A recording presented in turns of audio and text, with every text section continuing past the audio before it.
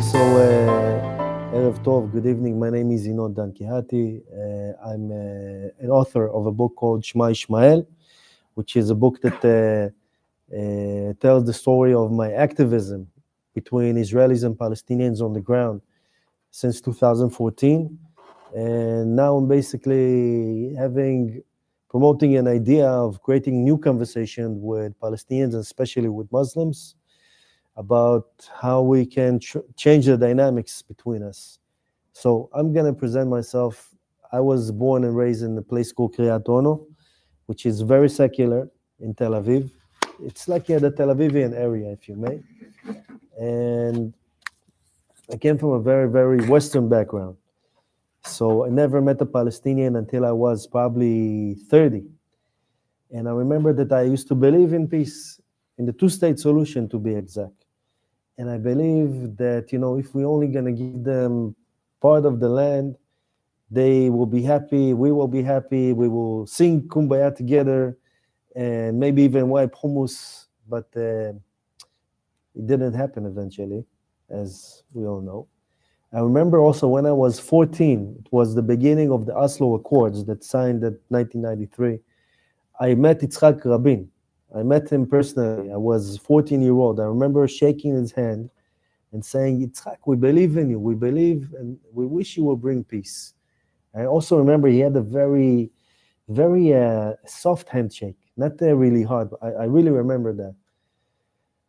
But the hope for peace through the two-state solution was shattered, especially, and a lot of us in Israel felt it, especially 2000, in the second Intifada, with all the suicide bombings and the terrorist attacks. And I really remember hearing Palestinian mothers saying that they will be happy to sacrifice their children in the fight against us, the Jews coming back to our land. Before the second Intifada, I thought that maybe it's a very minor voice in the Palestinian society. And maybe this mother doesn't really mean it. But when the second Intifada happened, and all the suicide bombings in cafes and restaurants and buses and discotheques, then, back then we have a coin that we put on the phone and it could operate the phone. It's called, how you say it, that Simon Nafal in English. You have this, the penny dropped. The penny dropped. Let's say for now, software update. I had a software update like a lot of Israelis at the year 2000. And something in my mindset I had realization that this is not really about land like they try to convince us. This is about something much more deep. Shulam Aleichem. I know you. Shulam Aleichem. Maybe it's not about land. Maybe it's about something very, very different, which is about religion. And if it's about religion, what our leaders told us in Israel, the Israeli leaders said that we need to do everything possible in order to prevent this conflict to become religious. Because if it will become religious, there will be no solution. So with that mindset, I had the realization it is a religious conflict, probably not going to be solution. I gave up from even hoping for peace. And 14 years went by from the year 2000 till 2014. By the way, most of you guys are in your beginning of your 20s, right? Most of you. So you weren't even born at that time. It's kind of weird for me even to think about it, I mean, for me, I really remember that even my brother here that sits with me, by the way, my brother, he has a great company of suitcases, Swiss bags. Make some commercial. You don't want some commercial? Come on, man. We all remember, this very vividly, and it made a lot of crisis to a lot of us believing in the possibility to gain peace. 14 years went by, the year 2014. Do you guys know what happened in 2014? Very significant in Israel? The war. Which war? With Gaza. I see you listen to the Palestinian narrative very good. That was actually, we thought it was the longest war until now. So the war in Gaza, do you guys know how it began? I will tell you how it began. It began when Palestinians kidnapped three boys, three of our boys, Eyal, Naftali, and Gilad. And all of us in Israel were praying that they will be found and saved, and all of the country got united for them, until to be disappointed when we found their bodies. And the pain that we felt, and I felt, and a lot of Israelis and Jews all around the world felt, the pain and the injustice was done to us, changed to something very, very, very bad. Because after they found their bodies, you know what happened? I tell you what happened. 2 or 3 boys of ours kidnapped one Palestinian boy, murdered him, and burned him alive. That was Muhammad Abu Khdeir. These 2 tragedies shook me off really personally. It was really agonizing for me, not only the injustice that was done to us by the murdering of our 3 boys, but also how part of us can do injustice to one of them, a child that didn't do anything bad to anyone, a 14-year-old. And then that whole thing made a chain reaction, and the war between Israel and Gaza and Hamas, to be exact, started. And it was 50 days of rockets and alarms, and a lot of people dead in their side, and people dying from our side. And again, I got shooken and coming back to kind of be involved in the Israeli-Palestinian conflict. And one thing led to another. And I posted on Facebook. Back then, I didn't really realize the essence of Instagram. I posted an opinion how maybe the Temple Mount, that became probably the most symbolic place for the war, maybe it can be a place for peace. And I said that like the Oslo Accords, that, the peace sign on Oslo, that was in Oslo Accords, do you guys know where it was signed? You know, but I want someone that doesn't know. Any assumptions? I will tackle you. You, the redhead. Do you know where it was signed? Is it Jerusalem? No. Was it in America? In America. Yeah. In America, yes. The Oslo Accords, the peace sign, the ceremony was signed in the White House in Camp David, actually, more to be exact. But, I said to myself, doesn't make sense that something so significant to our conflict will be done 10,000 kilometers away, something so symbolic. It should be in Jerusalem, right? So I wrote this post that a real peace ceremony should be signed on Temple Mount.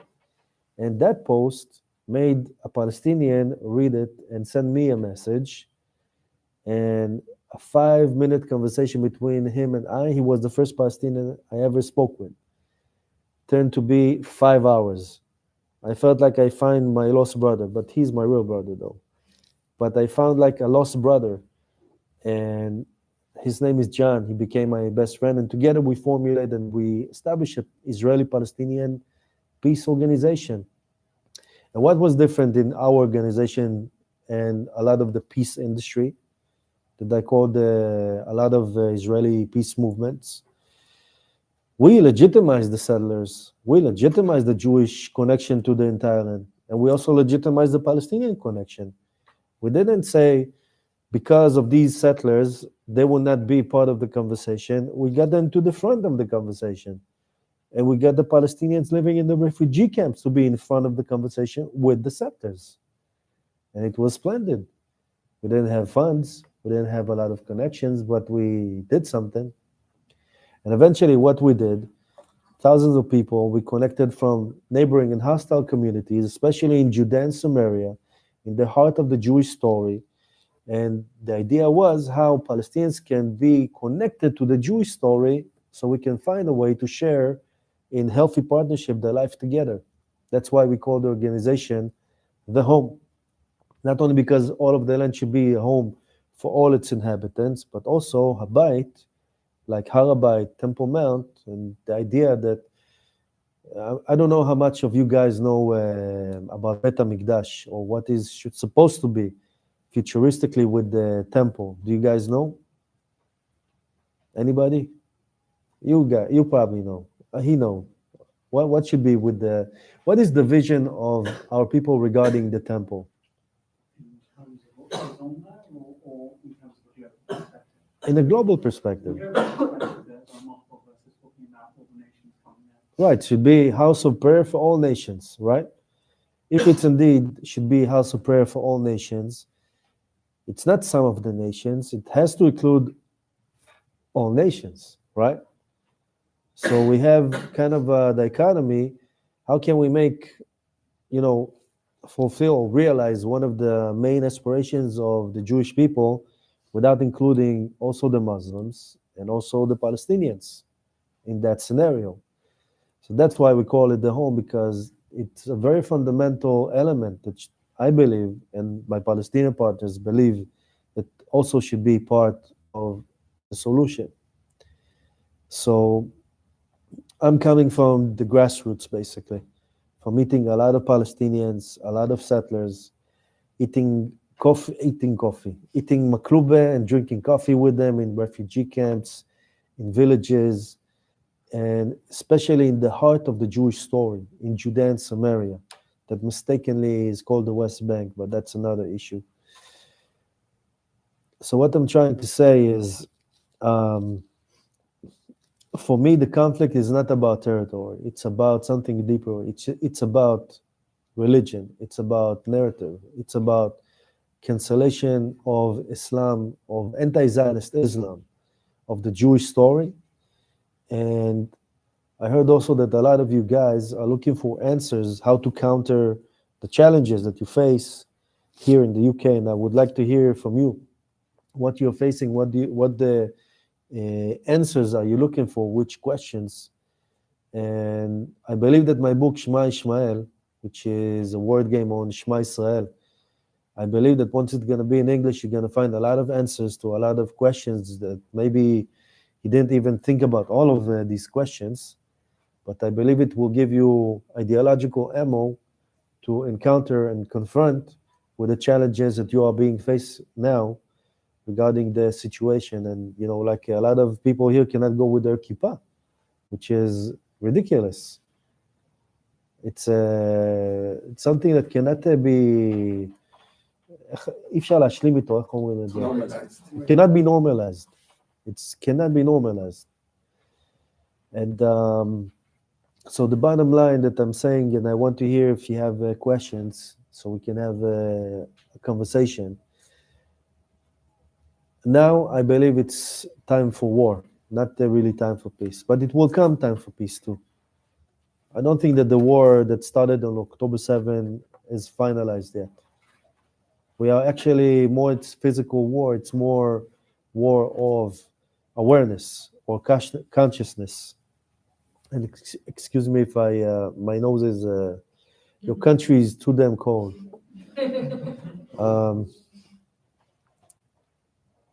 But now it's time to give, more than it's time now to find allies. I had here, thankful for this gentleman, the organization Stop the Hate. I had actually a very good conversation with a Muslim, a Salafi Muslim. And it was really powerful, I believe. But I still do not believe that now it's the time to create connections or peace with Muslims. We're not there yet. Now, I believe we should clarify to ourselves as Jews what we want from ourselves. Because our enemies, they know what they want. It's very clear to them what they want. It's not really hard to tell. They want either to destroy us, annihilate us, send us back to where we came from. Actually, we come from Israel. That's another dichotomy or paradox here. By the way, when we were in Europe, what they told us, right? Go back to Palestine, right? Now we are in Palestine, they tell us, right. Anyway, for our enemies, it's very clear what they want. But we do not have clear answer regarding their challenge. Do we want two-state solution, status quo, do nothing? What do we want? and the world see it, and the world sense that they know what they want. It's very clear for them, and that it seems that to the world that the justice is with them. That's how the world see it. So if we do not pose in front of their challenge and answer, then the problem is on us. So it demands from us to take responsibility and have a conversation and a clarity regarding what is our goals as Jewish people. And I claim that we didn't realize all of our goals yet. By the way, how many people here are Zionists? Everybody. Too bad. I wanted to have some, resistance here, to have an interesting conversation. Actually, if you can bring some, even a heckler, pay them 10, 20 pounds. Thank you. we will fake it, okay? I'll give you a Palestinian flag. Oh yeah, no, I should just call out some people that hang around with. We were. I could have shared it on the SJP WhatsApp. You should. Next time, If you let's. seriously want that, we can do it. I actually do. But they're not going to come in. And if No, they they're do come gonna in, they're going to protest try and attack outside. you or something like they could. No, I want a debate. I really want a debate. But maybe we can do it next time. We would love if we could do the table thing. That has never happened before UCL. This would be something else. I mean, I don't know how it went with Kings. I assume it was quite fun. Omen told me it was Amazing. fun. That day. If you want, I would love to. if you want me to be your guinea pig with that, I'm down. I'm really down. Yeah, Thursday. But we'll organize that. Listen, I will bring even town. I will bring even town with me. It will be me and him and me together and separate. It can be super awesome. זה יהיה מדהים. תן לי לארגן את זה, אני מארגן את זה. I'm leaving on Thursday already. If you're gonna organize that, if you can organize that for me, I'll be sooner than you think. Don't worry, we will work it out. The moment you tell us you come, this is it. I will also talk with Tal. Tal is also down. It will also give him more, even to amplify this thing. Yeah, Would you? it's very big. Would you want us to let people know beforehand? You know what I mean? Make it Yes, public yes, to of UCL. course, like we did in KCS. We don't mind. We will speak about. Listen, this is something that pardon me for the interruption here. We should speak about it and plan and strategize it. It can be really, really successful. Anyway, listen. So regarding Zionism, continue on. What is Zionism? I'll tell you what I think. What for me Zionism is. Most of us believe that Zionism is the Jewish people national liberation movement to realize the return to Zion and to build a Jewish state or a safe haven in our homeland, right? Can we all agree about this definition? I disagree about this definition. I think also as well, a lot of it kind of focuses on collectivity and like being a collective. Also, there should be like a Jewish majority state, but a lot of people as well like do still live in diaspora and do still engage with things that I would say we need to keep them in diaspora. And I think that like a large part of Zionism as well is kind of reclaiming what Judaism was before diaspora. Interesting. I like your answer, actually. I really like it. Why? I will get to you too. Because you're touching now something to inquire, actually not what is Zionism, what is the Jewish people's aspirations. And that should be the definition of Zionism, should be what are the Jewish people goals, the movement to realize our people's goals. Part of that goals is to return back to Zion and to reestablish our sovereignty, but it's not all of our goals. So I think the conversation should be, again, not what is Zionism, but what are the goals of our people. And all of our goals were already written 2,500 years ago, which is, yeah. I was going to say that if you look from the very start of the Can I get people If you to can use the please mic? raise your voice a little bit. Can I get people to use the mic when they're talking so that All right. the stream- I was going to say that from the very beginning of the modern Zionist movement, if you look beyond the surface where you have the different factions, the only thing that they agree on is that we should go back to establish a Jewish homeland. Beyond that, what they believe the long-term aspirations are, that's very much divided between True. the secular Zionists, the cultural Zionists, the religious Zionists, and the much smaller True groups that indeed. existed as well. By the way, the opening conditions for, let's say, for Herzl, before there was any political or even infrastructure of, foundations, organizations, when Herzl began the political Zionist movement, we didn't really have the infrastructure.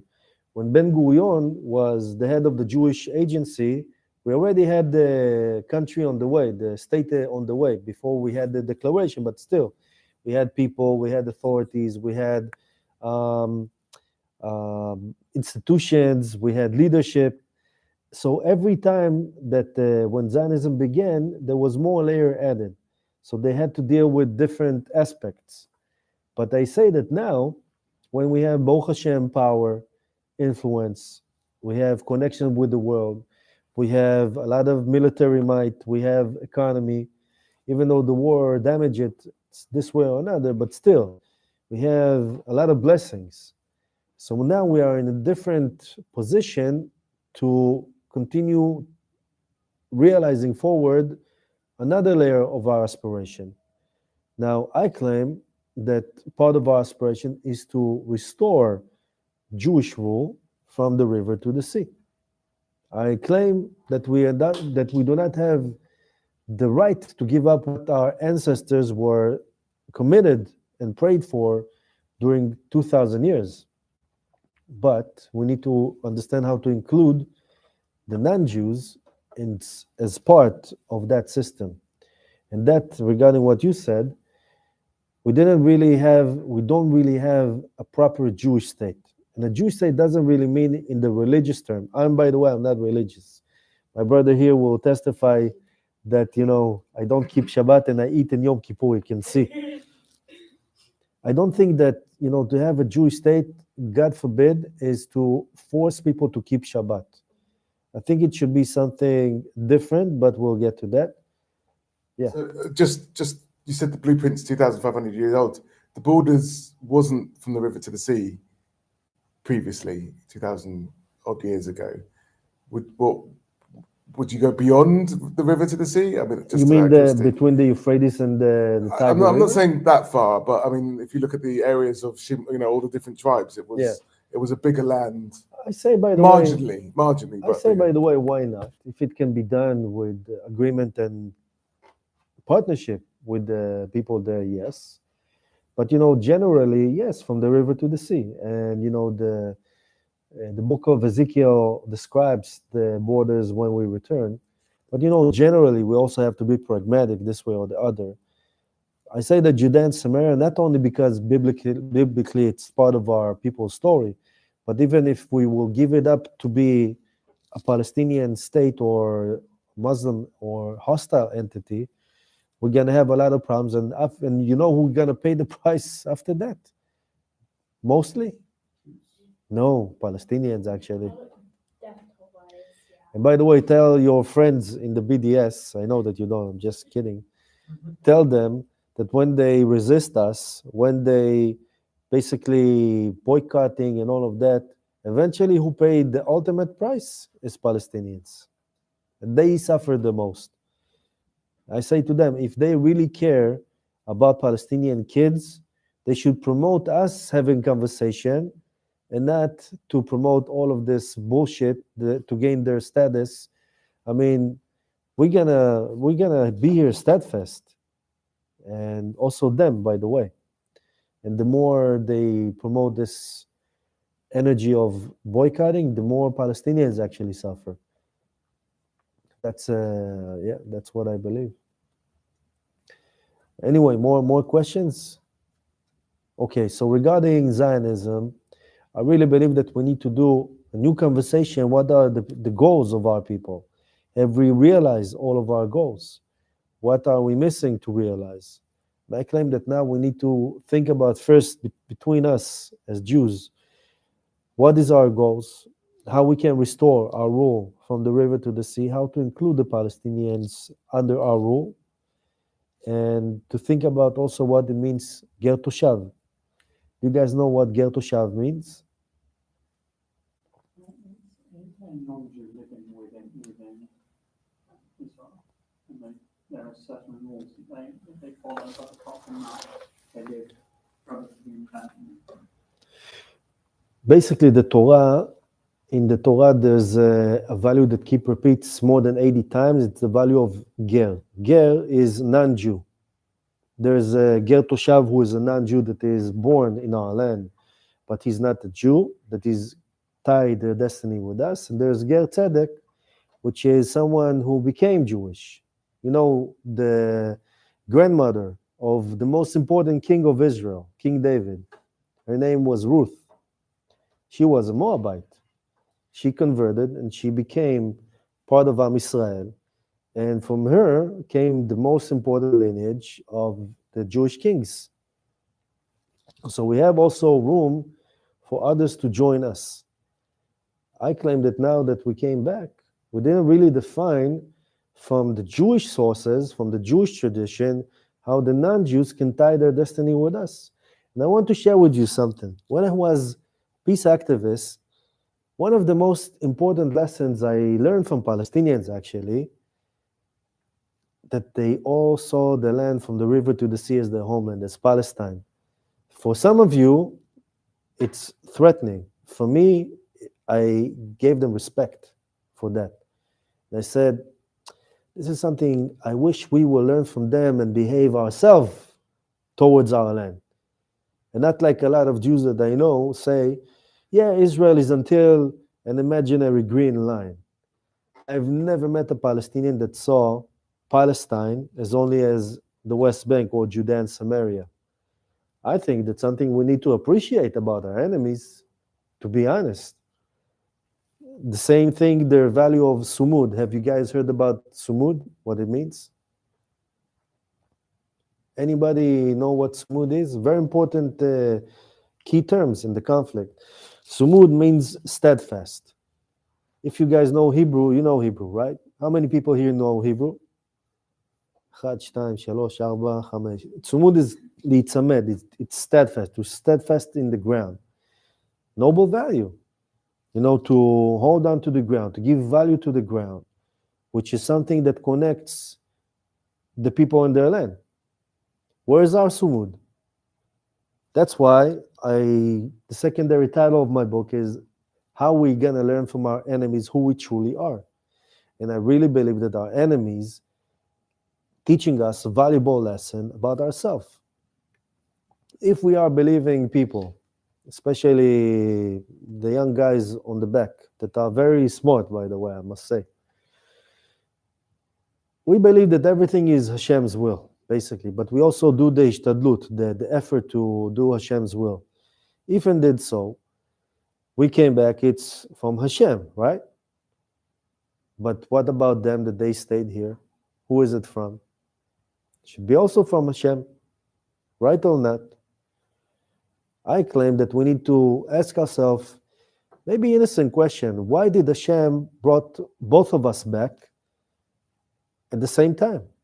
Maybe it's something that both of us should learn from each other, they should learn from us, and we should learn from them something in order to give inspiration to the world. By the way, the chosen people, do you guys believe that we are the chosen people? Come on, don't be shy. You're raising your hand too much, young man. Relax. I've kind of reinterpreted it as we highlight what's wrong in the world. Okay, interesting. So because we're the minority that gets attacked, the problems that are faced in the world get highlighted by how we're treated by the world. Interesting. And that's the all that we provide. Maybe that's a bit negative rather than positive, but That's okay. But no, that's an interesting interpretation. Yeah, the red hand. I think for me, it's more. Oh, sorry. I think for me, it's more about being chosen to have responsibility. We have a deep responsibility that has been within us for thousands of years to be righteous, to do the things that represent our people in the best light. And I think that we should always carry that responsibility around with us from when we wake up to when we go to sleep at night. Like, we always need to embody certain values, I feel. It's actually a burden, actually, Mhm. more than it's privilege. Like, a lot of people tend to blame us. It's actually a heavy burden. It's a lot of, weight on our shoulders. And unlike a lot of people tend to think, it's not that we are above anyone or better than anyone. We just have a different mission, a unique mission to give to humanity. And it's to be Mamlechet Kohanim veGoy Kadosh. That's what the Torah says. And why I say the thing with the chosen people? Because look at our conflict, okay? Now, all of us experienced October 7th. We all felt that so much hate is being focused towards us because of the war. Now, other nations that had in the similar, maybe worse than what we face in the war, were they getting the same hate like us? Did the Chinese that are oppressing the Uyghurs, do they get, the Chinese people, do they get to blame like the government, like we are being blamed? Are they being, called, what we are being called? By the way, the focus on us, Piers Morgan, right? Everybody know Piers Morgan. How many shows did Piers Morgan dedicated to the war between Russia and Ukraine that is probably 10 times or 20 or 30 times their land is bigger than ours, and their people is probably, how many Russians and Ukrainians are? Probably 300, 400 million? I know that 1 million Russians so far have died in fighting in the war. Right. So, No, but I'm 1 saying, million I mean, died. totally, how many Russians and Ukrainians are? Probably 400 or 500 million to get all together. We, Israelis and Palestinians in the land of Israel, 15 million, roughly. Why is it that the focus and the attention on us, especially because we are Jews, by the way, is so immense? I will tell you why. Because we are indeed the chosen people. The world chooses to focus on us, hate and also love, but they cannot ignore us. And that's something that gives us a potential, actually, for influence. And a lot of powers use the enormous and unproportional significance that our story have to build their status. Candace Owens, Tucker Carlson, Jackson Hinkle, and, by the way, also the US government. Why do they want to be the mediators in our conflict? Because it gives them status in the end of the day on the world stage. And instead of us doing what is good for us and based on our sources and advance in a way that convey our traditions and our story and our future story as well, either we do not do anything or we give the status to someone else like we do. And that's something we have to change. Who's the responsibility to rule over the land of Israel? Not everyone at once. I ask you a question. I want you to say, what do you think? Who has the responsibility to be sovereign in the land of Israel? Okay. Do you believe that Israel has a responsibility to rule over the land of Israel, the people of Israel?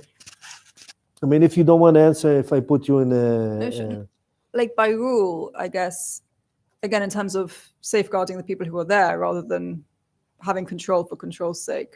Does that make sense? I mean, regarding, the element of historical justice, and maybe even regarding what works and, can contain and include Jews and non-Jews together, I will make it easier for you.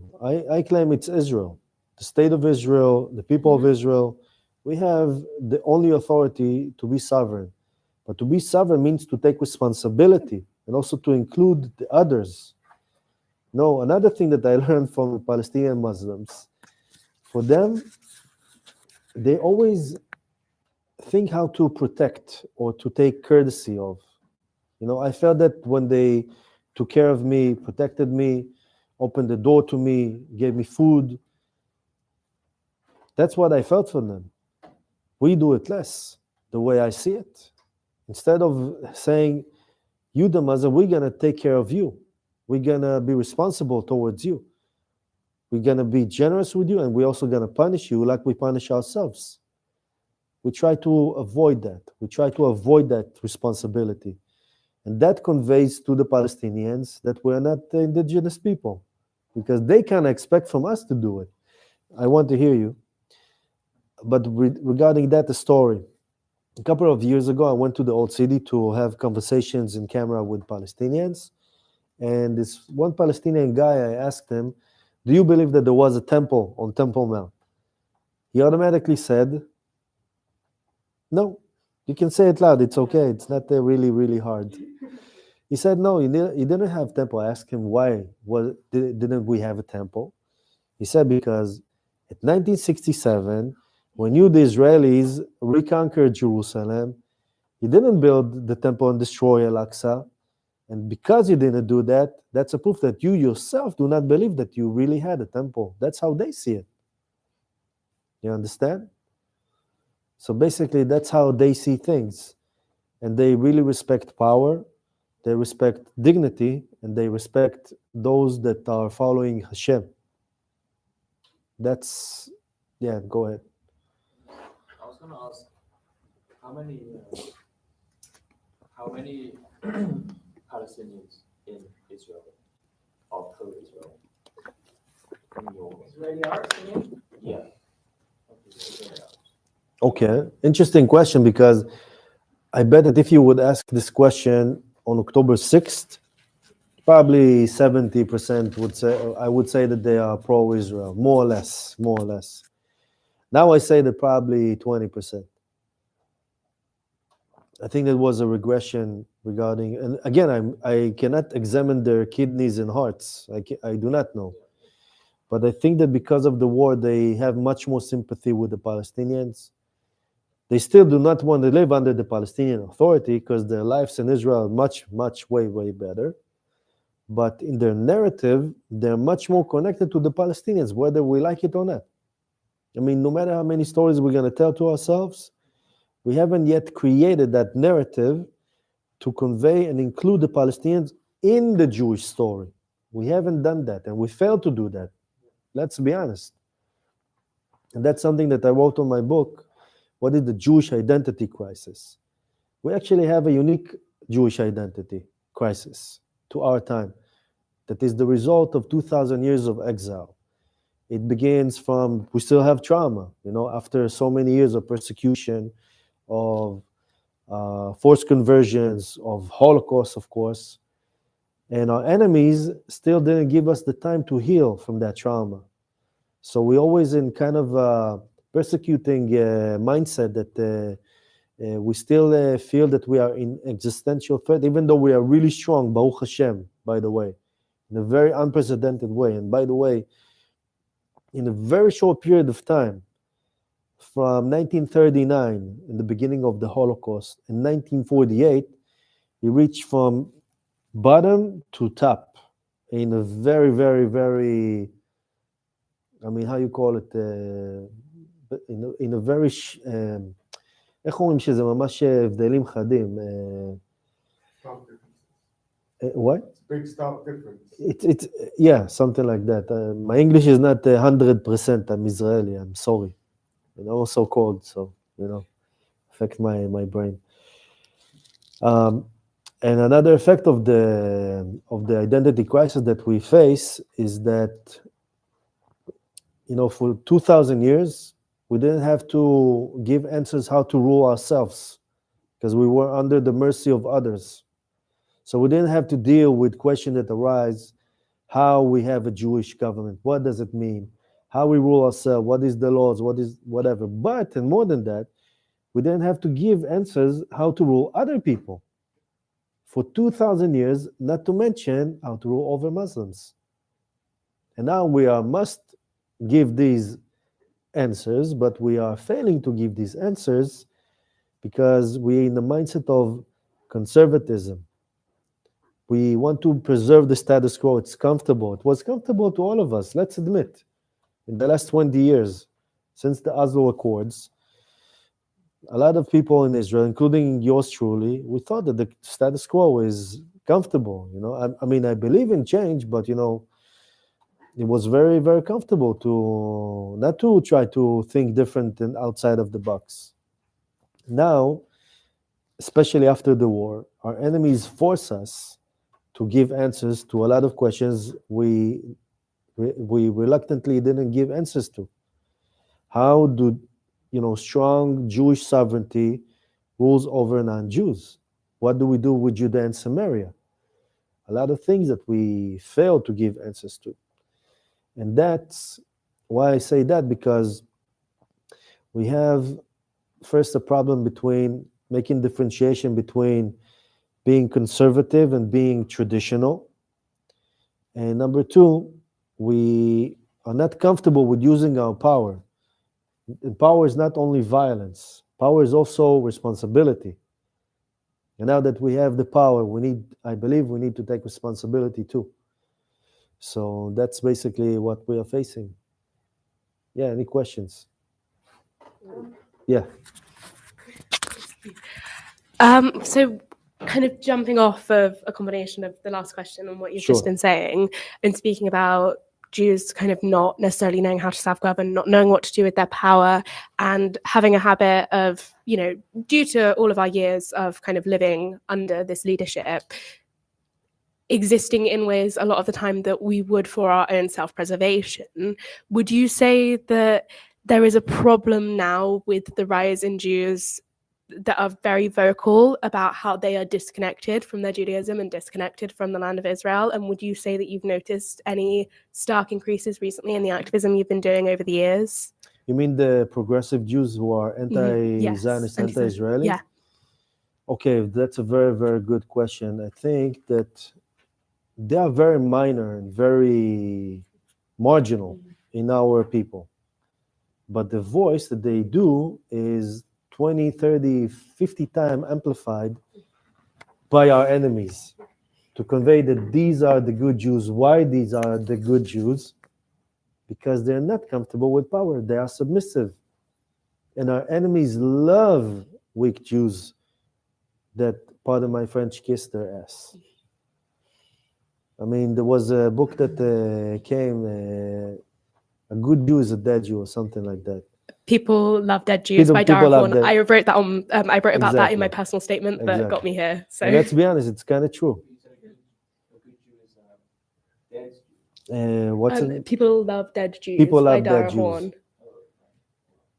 Because she talks about how the two most famous Jews that are in the public consciousness are Anne Frank and Jesus. And what are both of them? Jews that basically died so that the mass public, the non-Jewish public, the Christian, the Muslim, whatever public, would then be absolved of their sins. I would have hid Anne Frank in my attic. They kind of use these Jews that can't speak for themselves to then prop themselves up and make themselves feel like they care about Jews. That's obviously a small summary, but it's a really good book. And see, by the way, who the anti-Israeli, I don't even call them pro-Palestinian, I call them more anti-Israeli. Who are the anti-Israeli movements used and amplify in the Jewish world? The weak Jews, Aaron Mate, Jacob Berger, Miko Peled, the Neturei Karta, all of them, these are the good Jews. And they convey a message that, that is very easy for our enemies to embrace, which is the weak Jew. That they're accepting to be submissive, accepting to be subjugated. And we, the Zionist movement, we say enough. Not only because we're tired of persecutions and Holocausts and forced conversions, because this is our homeland, because we have actually not the right, we have the obligation to return and rule over our land. And for a lot of them, it's not comfortable. And these Jews actually And I encountered that in my activism, that when I brought this kind of Jews to the conversation with Palestinians, they actually made much more regression in the process that we built for, for time. And they took all of the energy backwards, like to something that differentiate, that disconnects, that create a lot of antagonism from both sides, the Palestinians and the Jews, most of the Jews. And I think that overall, what they do, even though they believe that they actually bring something good, even these Jews believe that they, make the world a better place. They're super wrong, but they convey on our enemy something which is self-deceptive, that convey that basically the good Jew is the submissive Jew, but most of us are not submissive. What to do? We are proud Jews. And that creates for the Palestinians a false narrative, a false image that the good Jew, again, is the submissive one. And it's a problem that we must change. So I saw that, I encountered that sometimes, when they was joining the meetings that we do with the Palestinians. Yeah, any other questions? Yeah.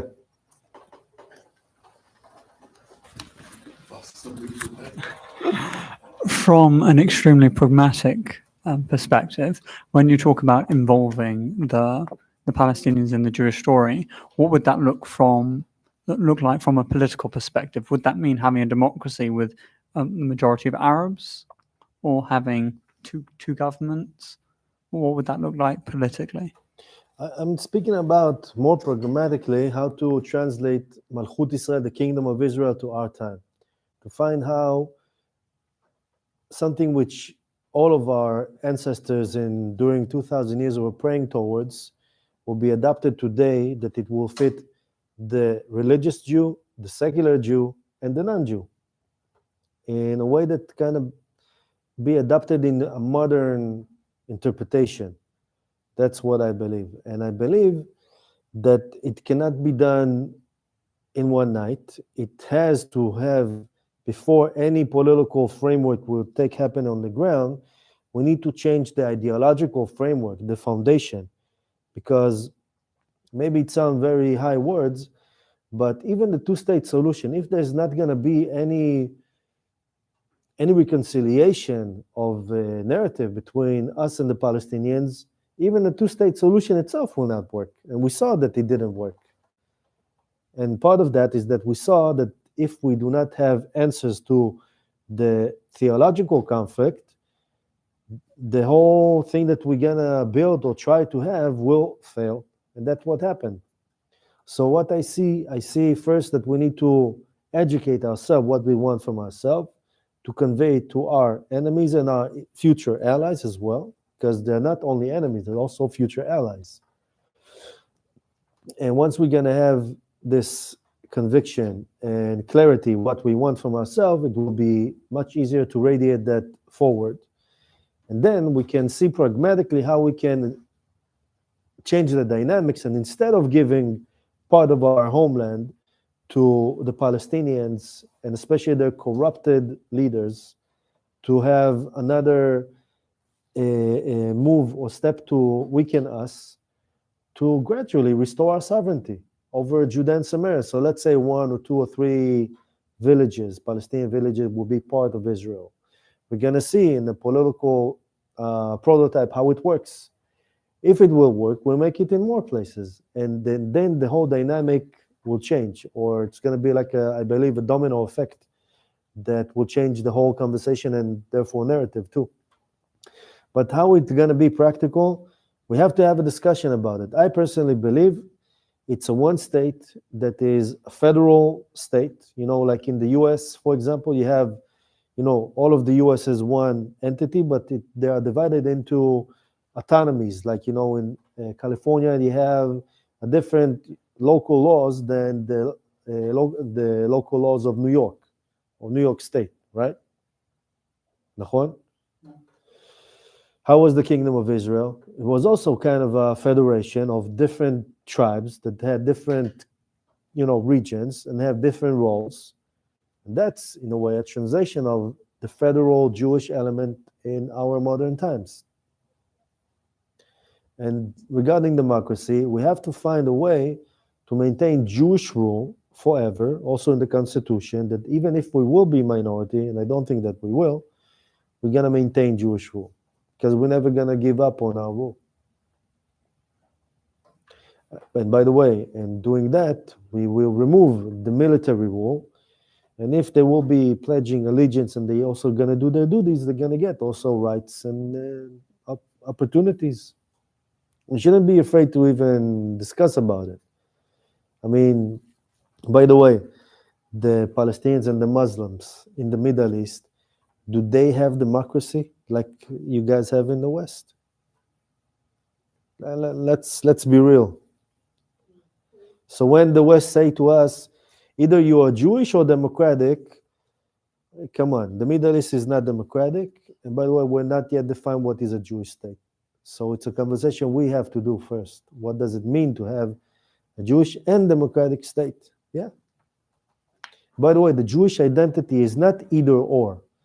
It's something holistic. We are a people and a unique language and a unique set of beliefs and a unique connection to a land. It's not either or. It's not that we are either people or religion like a lot of people in the West falsely think or say.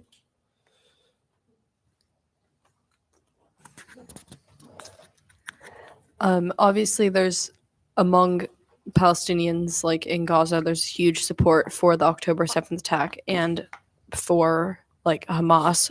How do you propose sort of, in my mind, I don't envision the possibility of peace between Israel and the Jewish people and people that support the October 7th attack. How do you think there's a way of addressing that?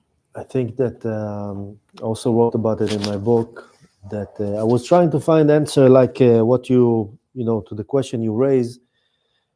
And I was digging in the writings of the Rambam, Maimonides. Do you guys know Maimonides?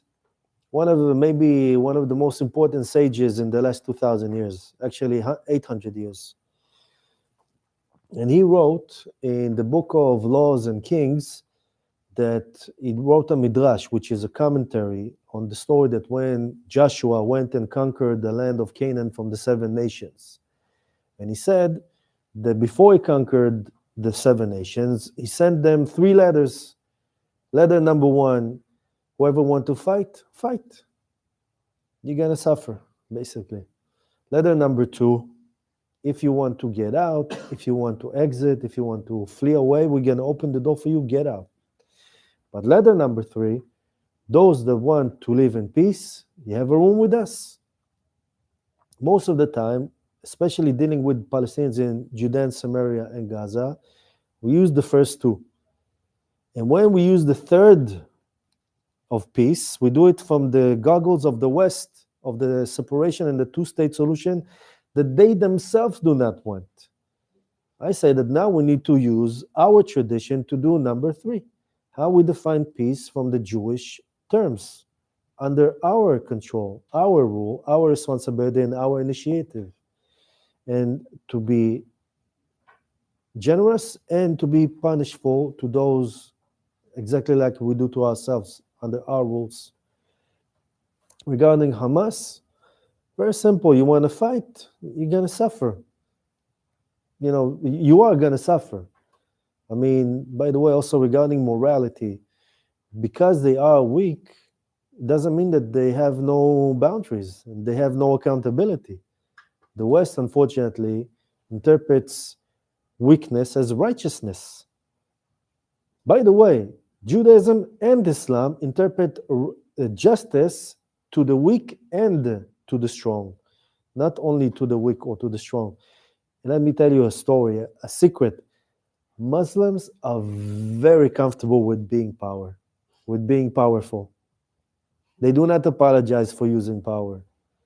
Why do we need to apologize for being powerful? Again, something that we need to learn from them, to be comfortable with power, but not to treat them as second class or to humiliate them like they treat us as dhimmis. We're going to do something different here. But again, we're going to take the responsibility and the initiative. And again, regarding Hamas, I think practically now, if it was up to me, we at least take the northern Gaza Strip, resettle it with Jews that we uprooted ourselves 20 years ago, and say, this is your punishment, we take back this land, this is part of Israel now. But also Palestinians from the north of the Gaza Strip, you want to live here, you have certain conditions and you can live under our rule. You don't want to, go to the south, go away. That's what I do. I think it's only fair. Yeah. It's a very good question on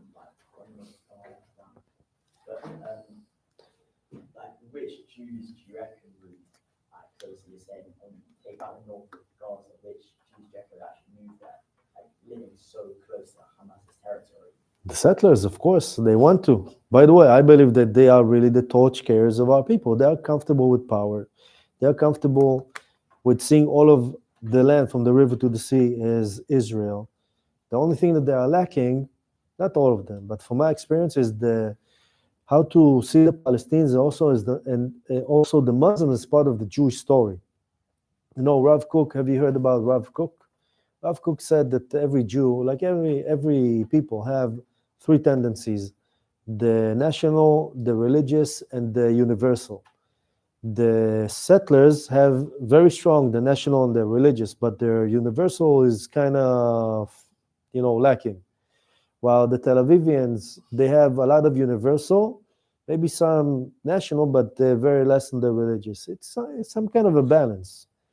So actually, Baruch Hashem, I got to know settlers that have very balanced, a very, very good balance between these three. And I think that these settlers should be, again, not only to live back also in, Gaza, but also to be in the front of the conversation with the Palestinians. So I think one of the best stuff that you do is when you talk to Muslims. One of the things that I think they believe is that we broke the covenant with God, and as a result, we no longer have a right to Israel.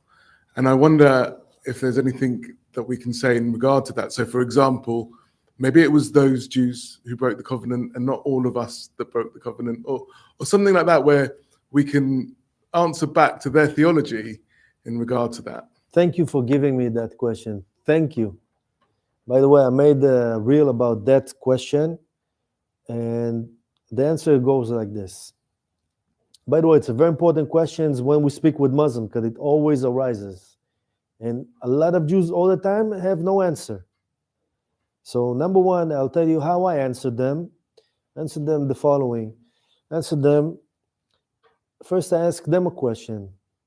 First, I admit that we indeed broke the covenant. We back then, we indeed broke the covenant. We know, because our sources basically say that, when we did Avodah Zarah, we got the destruction of the first temple. When we did Sinat Chinam, we got the destruction of the second temple and went into exile. We know about this. So we, from our side, broke the covenant towards Hashem. But Hashem never broke his covenant from his side towards us. And like Muslims and Jews, we have in our theology, when people repent, Allah forgives. Allah is not always punishing and not always forgiving. It depends on the actions. Now, the Muslims themselves, in their Quran, and I really recommend to read the Quran, but if not, read my book, because I emphasize all the important things about how they see themselves. Allah always keep his word. Allah always keep his promise. It's in the Quran. So therefore, when you ask a Muslim, can Allah break his own covenant? What will a Muslim say? Never, because Allah always keep his word. Now, can Allah break the word to the Muslims? What they will say to you? Of course not. Now, what about the covenant of Allah and us and the children of Israel that also mentioned in the Quran many, many times? Did Allah broke the covenant from his side towards Us? No. Now I will ask him another question. What happens to those that go against the covenant of Allah? They will say Allah punishes. And I will say to them, now because we repent, and now Allah forgave us. We came back. Now Allah punishes you because you go against His word. And that's how we need to answer them. Because our return is, we cannot explain our return coming back if it's not in the will of Allah. I speak now from their language, okay, from their sources. They will find another thing to give excuses and how to realize or rationalize that. But they know also deep inside that Allah can never break His word. But we need to speak that language to them, that we are here because it's Allah's will, not Balfour and not even Herzl. That's Allah's will. And when we come from that approach and we prove to them that, when they go against us, and that's also an opportunity for us to even convey to them a very positive and powerful message, the message of our prophets, Isaiah, Jeremiah, Ezekiel, all of these, prophecies that are including them, by the way. And they also see these prophets as their prophets. When they go against the children of Israel coming back, as these prophets say, they actually go against their prophets and therefore against Allah, and therefore they get punished. That's how we should talk to them. Did I answer your challenge?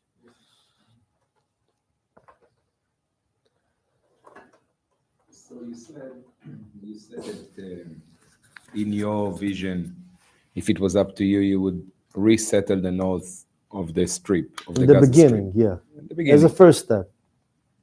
And you would take the settlers that are already, Not raring only to go. settlers, I will also provide even for seculars to have Nitzanei Gaza or something. But mainly it will be settlers, as we see the intention kind of shaping up on the ground in Israel. Most likely, yeah. Yeah. Now, you keep saying don't infantile the Palestinians, and I agree with that completely. But we cannot also infantilize our own. Oh, yeah, exactly. Because the settlers who are really, really looking, if we look at the leaders, I don't see them living alongside Palestinians, regardless of how submitted or how, lenient they might be. How is your vision reconcile this problem? Unfortunately, number one, you're right. Because like I said before, the settlers don't have enough, the universal value, how to treat the Palestinians, part of their story. 100% right. But mainly I see it in the leadership of the settlers. The settlers themselves, when you know them in their community, like I did, families, activists, rabbis, not necessarily the political figures like, we're not going to say their name. We all know who they are. The settlers themselves, this sector in the Israeli society, I think that in the proper dynamic, they are the most ripe and prepared with the values that can be the partners of the Palestinians, because they share the most theoretical. They share the most values with the Palestinians, the commitment to the land, the Hashem, spiritualism, commitment to old scriptures, and it's very, very similar values if you look at it, But that's why, and I agree with you, we should not infantilize also our own, but we need to have inner Jewish conversation, how we redefine how we need to also treat the non-Jews, So I agree, and this is a legitimate criticism that we need to turn inside. Yeah. You said that, we should be more comfortable with using the power, but my first. And by the way, sorry to cut you. Power doesn't mean just violence. Power means also responsibility. So wouldn't my first assumption is that it's gonna cause more resistance in the other side, and also it's gonna cause more hate in the world, but maybe, I don't know, like this is my first assumption when I Okay. think about it. I will Yeah. say this, I will answer this. Many people in the past that said that we should not restore our sovereignty or something like that in Gaza because we do not want to take care of the sewage in Gaza. You know eventually what happened with the sewage in Gaza? Where is it now? In Tel Aviv, actually, with all, you know, all over Israel. All of the sewage exploded on all of us on October 7th because we didn't take responsibility over Gaza. We didn't want to take responsibility where we are having. Like what does it look like? Again, it's not something that happens from 0 to 100 in my perspective. It happens in a gradual way. First, we agree that we need to do it. Second, we start to do it in the place, in the Palestinian communities, not necessarily in Gaza, but it can be in Judea and Samaria. I know for a fact that in the end of 2020-21, more or less, you know, after COVID and the Abraham Accords, I remember a lot of Palestinians telling not only me, but also a lot of people, right-wingers in Israel, Palestinians, saying to them, we want to be part of Israel. Just give us just give us residency. Do you guys know who Tzvika Chizkeli? You know Tzvika Chizkeli? One of the most right-wing commentators in the Israeli TV. Knows Arabic, he's a DOS now, he lives in Judea and Samaria. I remember him saying that a lot of Palestinian neighbors say to him that they want to be part of Israel. And I heard the same thing in 2021. The dynamic back then was Israel had a lot of power. The COVID reminded my brother also know that every time that I said the word Palestinian, he used to do like this. He even stopped to do this and say Palestinian without quotations. It also depends on the dynamics on the ground, you know. Obviously now, by the way, not only from their side, from our side, do you think that we trust them now? For me, even for me myself, I know it's not rational even to talk about peace. The only reason I talk about peace is because I'm a believer Jew, because I believe in the words of our prophets, and I believe that what began in the return to Zion will end in Temple Mount. Not tomorrow, probably not in a year, maybe in 5, maybe in 10, maybe in 100, I don't know, it's only for Hashem. But we need to start somewhere. You understand what I'm saying? And regarding the Palestinians, it's a lot of depends what we convey and radiate towards them. We have a lot of unproportional focus on us.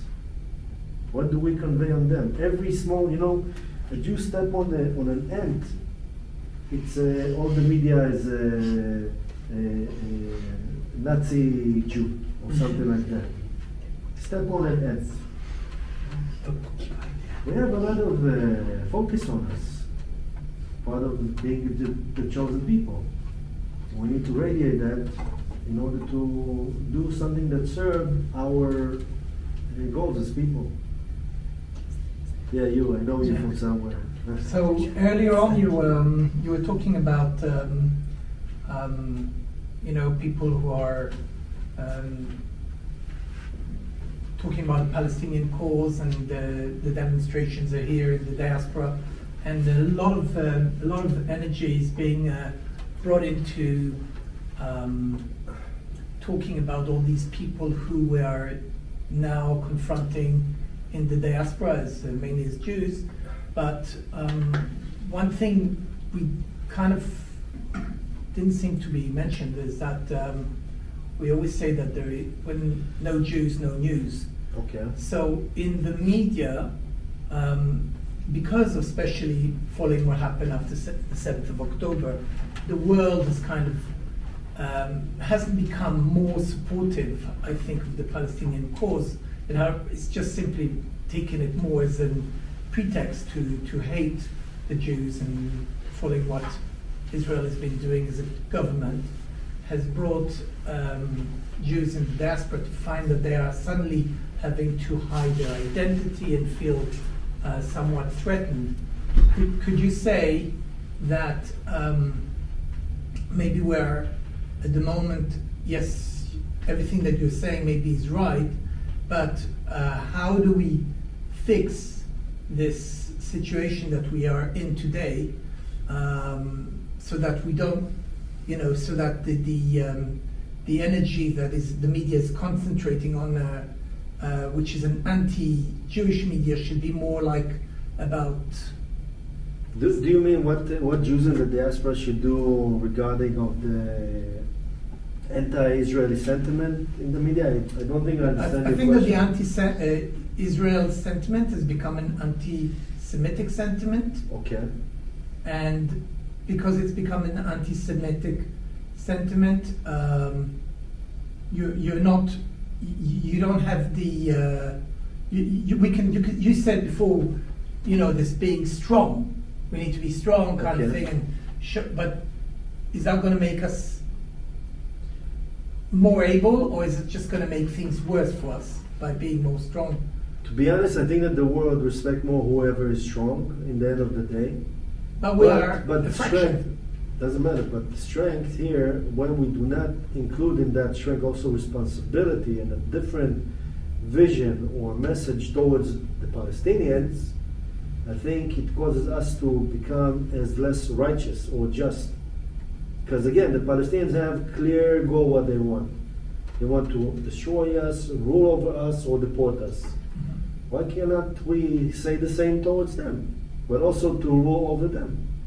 Why is it that we are so reluctant to say that we're going to take responsibility like we should? But are we really dealing with people outside demonstrating for the Palestinian cause, or are they just using that as an excuse? That's a different question. I was just going to say on that, I think, I definitely like what you're saying, how, we as Jews or Israelis need to take responsibility and say, what our narrative is and that sort of thing, but I do feel like any time that we push, for example, for sovereignty over Judea and Samaria, that sort of thing, the pushback from the rest of the world is often quite intense, them being against it. So I'm just curious what your thoughts are sort of in the global politics arena of just, I think anytime Israel tries to, even just maintaining control of 53% of the Gaza Strip during Trump's peace plan, even a lot of the world was against that, I think there's a lot of difficulty with just in the diaspora and how other people view Israel.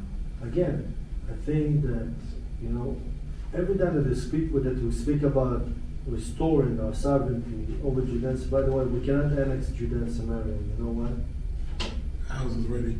Huh? It's ours already. Exactly. You cannot annex what was yours, and the terminology here is very important, I believe, so I use the word to restore. But every time that we speak about restoring our sovereignty over Judea and Samaria, it always excluding the Palestinians this way or another. That's not a healthy message that we convey to the world. And the Palestinians always convey the message, even if it's fake, that there's going to be one democratic state that everybody we don't buy this bullshit. But at least they convey something towards us. We do not convey something towards them other than to separate them. And I believe also one very important thing. By the way, did I answer your question? We speak about it over coffee. I feel that we're going to speak after that. I know this guy very well, he's my brother. Oh, you're not actually brothers, are you? We are brothers. Yeah, sure. Yeah, he's my brother. We have the same father.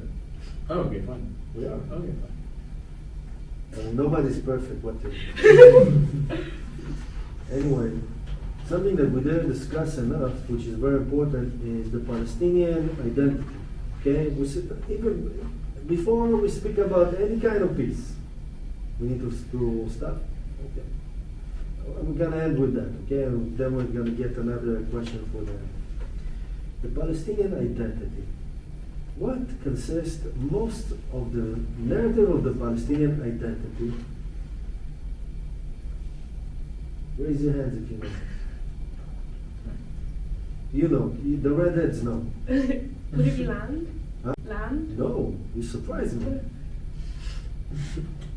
So it's almost in opposition to us. Exactly. Yeah. It's not almost, it's an opposition to our story. Their whole The identity- resistance to our story. Their identity doesn't exist without Israel existing. Exactly. And it's how they subvert us coming back to actually everything we are reclaiming is just that. A Palestinian story without the resistance to Israel and the Jewish people is not a Palestinian story. It simply has no existence. That's why I say to Palestinians in my videos, without resistance to us, you have no existence. And once there's going to be peace, once there's no need for this resistance, they will have no existence. And they're also very afraid of that. Similar to someone that climbed a very, very high ladder during a lot of years. He reached so much to the top, only to realize that actually he was supposed to be down all the time. And now to get down from that ladder, it's very, very shameful and also scary and even kind of humiliating in a way.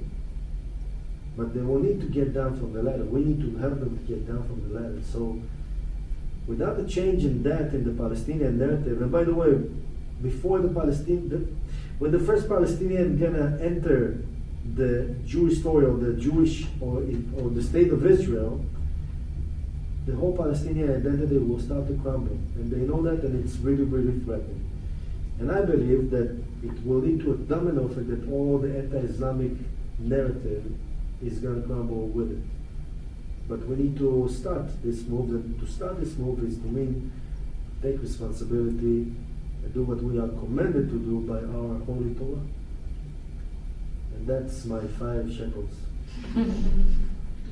Any last questions?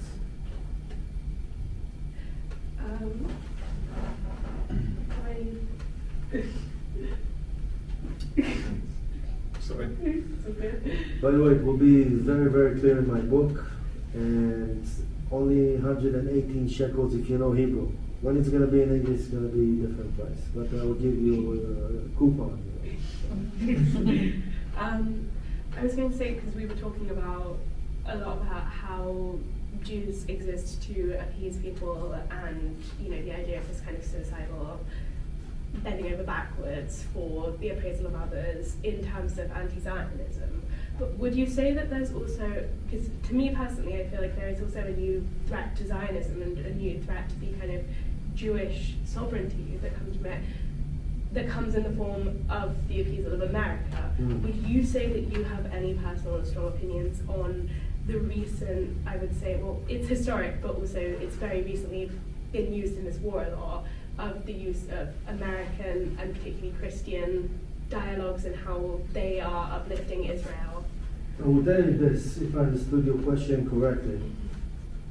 I think we need to redefine also our relationship with the US. I think we need to start to get money from them. It will be much more noble from us and also towards their people. But we should be much more sovereign in our decision and not to let America dictate what is in our interest and not in their interest. In the end of the day, their interest is not good, not for us and not for the Palestinians as well. And we need to create a whole different conversation, not only with the Palestinians, but also with the world, with America. I actually want us to be allies of America, not the courtesy state, but to be a real ally. By the way, we are, Baruch Hashem, very strong, very financially powerful. We can be okay even without $3 billion a year. Let's be real. Yeah. Anyway, we need to go now. But if you guys have more questions and more things you want to ask me, my Instagram is available. You can send me messages, Jewish Dawa, obviously. And thank you very much.